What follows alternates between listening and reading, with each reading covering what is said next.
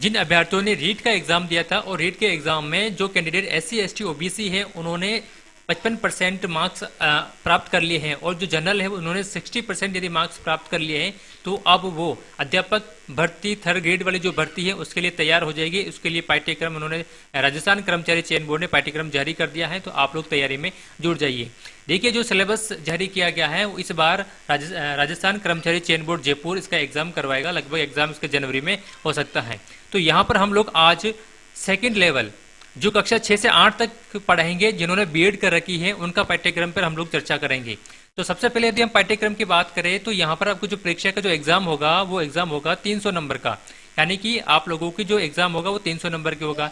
इसके बाद यहाँ पर जो समय रहेगा यहाँ पर 2.5 घंटे का समय रहेगा और इसी के साथ में यहाँ पर 150 क्वेश्चन पूछे जाएंगे। 150 क्वेश्चन 300 अंक के 2.5 घंटे में आप लोगों को ये एग्जाम अटेंड करना है।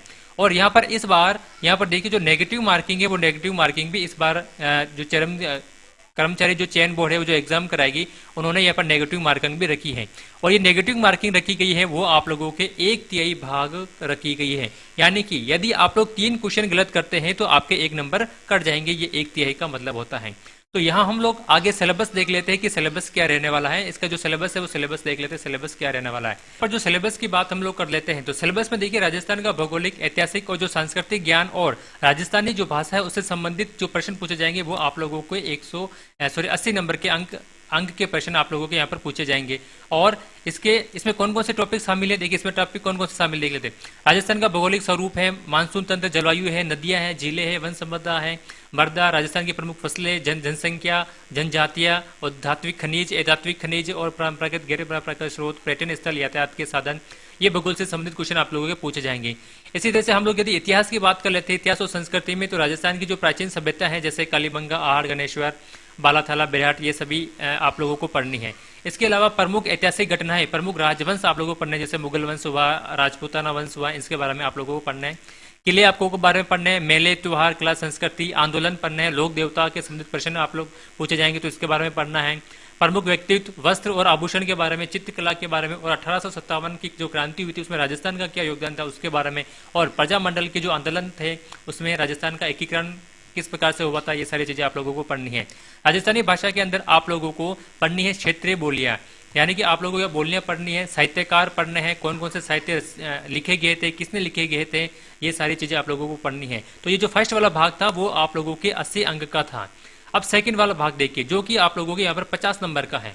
इसके अंदर आपको राजस्थान का सामान्य ज्ञान, शैक्षिक परिदृश्य और निःशुल्क एवं अनिवार्य जो बाल शिक्षा का जो अधिनियम नियम है उसके बारे में आप लोगों को अध्ययन करना है। सामान्य ज्ञान के अंदर आप लोग राजस्थान के प्रतीक चिन्ह ले लीजिए। उसके अलावा राजस्थान की जो प्रमुख योजनाएं हैं वो योजना के बारे में आपको पढ़ना है। अनुसंधान केंद्र, धार्मिक स्थान, प्रमुख खिलाड़ी कौन कौन से हैं, प्रसिद्ध नगर स्थल, प्रमुख उद्योग, जल कल्याणकारी जो योजना है उनके बारे में भी आप लोगों को यहाँ पर अध्ययन करना होगा। इसके अलावा शैक्षिक परिदृश्य के अंदर आप लोगों को शिक्षा के अंदर कौन कौन से नए नए अभी नवाचार हुए हैं वो आप लोगों को जरूर पढ़ के जाना है। उसके बाद विद्यालय की जो प्रबंधन समितियां हैं SMC और SDMC उसके बारे में आपको पढ़ना है। राष्ट्रीय शिक्षा नीति 2020 राजस्थान के परिक्षेप में आप लोगों को पढ़ना होगा। इसके बाद यहाँ पर देखिए निःशुल्क एवं अनिवार्य बाल शिक्षा अधिकार जो अधिनियम है जो 2009 में बना था, इसके बारे में आपको अच्छी तरह से डिटेल के अंदर पढ़ना है। इससे भी आपको लोगों के 2-3 क्वेश्चन आपको मिल जाएंगे। इसके अलावा राजस्थान की जो समसामयिक का मतलब जो करंट अफेयर है वो करंट अफेयर भी आप लोगों को पढ़ना है। तो आप लोग 2021 और 2020 के करंट अफेयर जरूर पढ़ के जाइए, उससे संबंधित आपके एग्जाम में क्वेश्चन पूछे जाएंगे। तो यहाँ पर देखिए फर्स्ट भाग और सेकंड भाग, एक भाग था 80 नंबर का और दूसरा था 50 नंबर का। इस तरह से मिलाकर यहाँ पर ये जो टोटल अंक हो गए 130 नंबर। अब देखिए जो 130 नंबर हुए हैं ये कॉमन है। कॉमन का मतलब है कि ये हर सब्जेक्ट में आएंगे। जैसे यदि कोई हिंदी का एग्जाम दे तो हिंदी में पूछा जाएगा, सामाजिक का दे तो सामाजिक में पूछा जाएगा। यदि कोई साइंस में इसका टीचर बनना चाह रहा है तो उसका जो एग्जाम दे रहा है उसमें भी ये क्वेश्चन पूछे जाएंगे, यानी कि ये कॉमन हो गया। भाग फर्स्ट और सेकंड ये आपके कॉमन हो गया, ये आपके हर सब्जेक्ट में क्वेश्चन पूछे जाएंगे।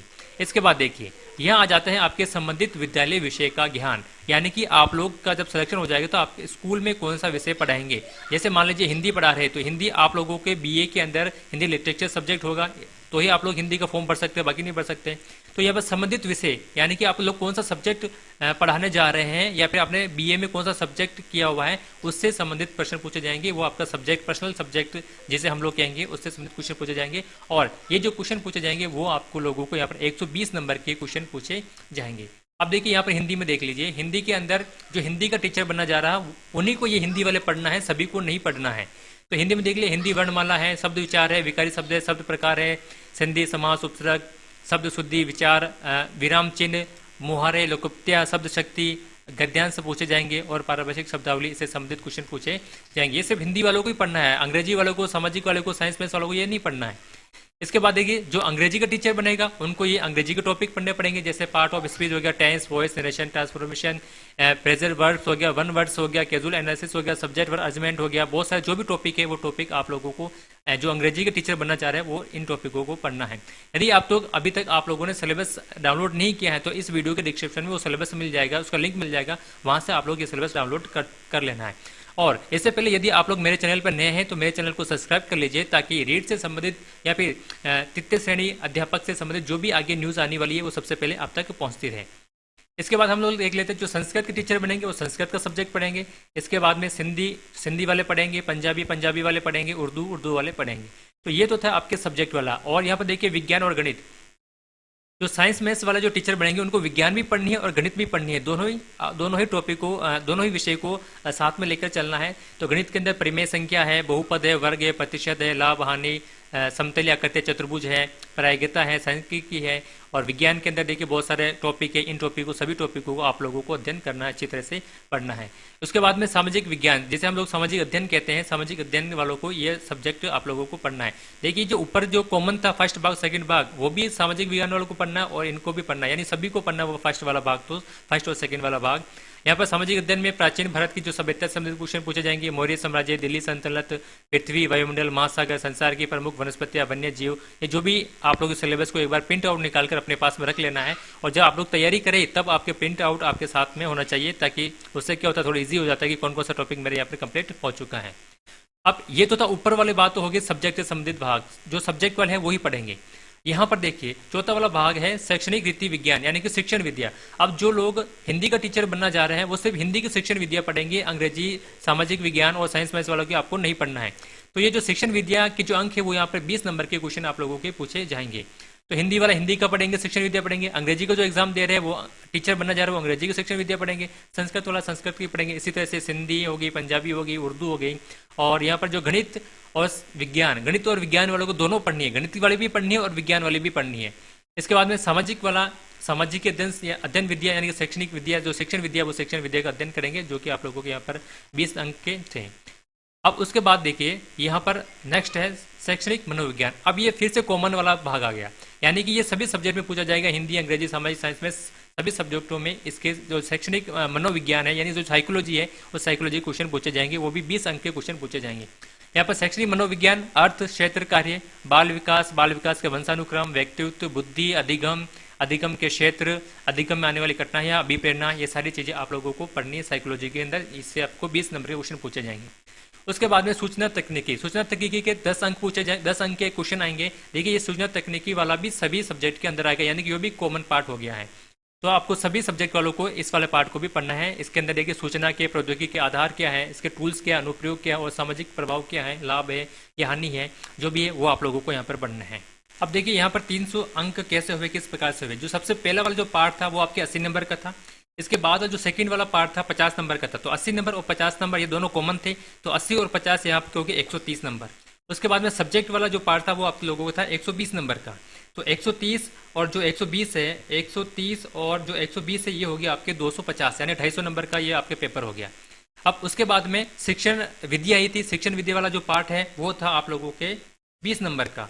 इसके अलावा तो 270 हो गए। उसके बाद में जो शिक्षण मनोविज्ञान था, यानी जो साइकोलॉजी थी वो भी 20 नंबर की थी, तो ये 290 हो गया। और सबसे लास्ट वाला जो सूचना से संबंधित क्वेश्चन पूछे जाएंगे वो आपके 10 नंबर का था, तो ये इसमें 10 नंबर को मिलाकर यहाँ पर 300 अंक हो गए हैं।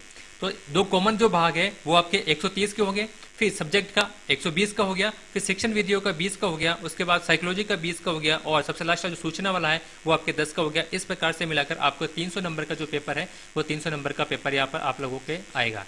तो दोस्तों यदि ये वीडियो पसंद है तो उसे लाइक करना, यदि आप मेरे चैनल पे हैं नए हैं तो मेरे चैनल को सब्सक्राइब करना, साथ में जो नोटिफिकेशन बेल उस पर क्लिक करना है, ताकि जो रीड से संबंधित या फिर तृतीय श्रेणी अध्यापक से संबंधित जो भी न्यूज़ है वो सबसे पहले आप तक पहुँचती रहे। Thank you.